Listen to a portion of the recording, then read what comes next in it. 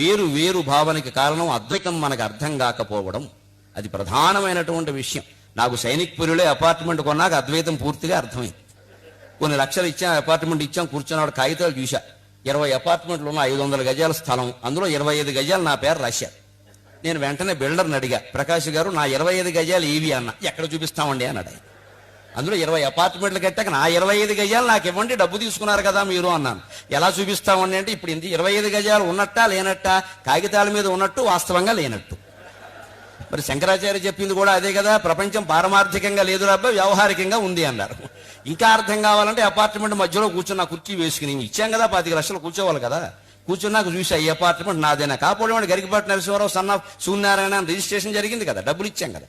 కానీ నాది కాదని అర్థమైంది. ఈ గోడ చూసా, ఆ గోడ నాది కాదు. అక్కడ పక్కన సరిపడికల పాపయ్యని ఇంకోడు ఉన్నాడు, గోడ కామన్. ఏమన్నా మేకు కొడితే వాడు వస్తాడు, చప్పుడు అవుతుంది.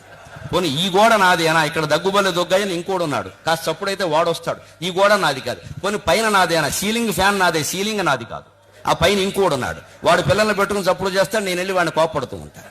పోనీ కింద నాదేనా, కాళ్ళు నావే, నేల నాదే. కింద ఇంకోడు ఉన్నాడు, నేనేదైనా చప్పుడు చేస్తే వాడు వస్తాడు, your children are disturbing me అని. ఎంత ఆశ్చర్యం అండి. 30 లక్షలు ఇచ్చామా, ఈ గోడ నాది కాదు, ఆ గోడ నాది కాదు, పైన నాది కాదు, కింద నాది కాదు, మధ్యలో ఉన్న శూన్యానికి 30 లక్షలు ఇచ్చి ఇది నాది అనుకుంటున్నావే. బ్రహ్మ సత్యం, జగన్ మిథ్య అనడానికి ఇంకేమైనా కావాలా? అంటే అపార్ట్మెంట్లో ఉండేవాడికి అద్వైతం చాలా తేలిగ్గా అర్థమవుతుంది. నాకు కూడా హైదరాబాద్ వెళ్ళాక అర్థం.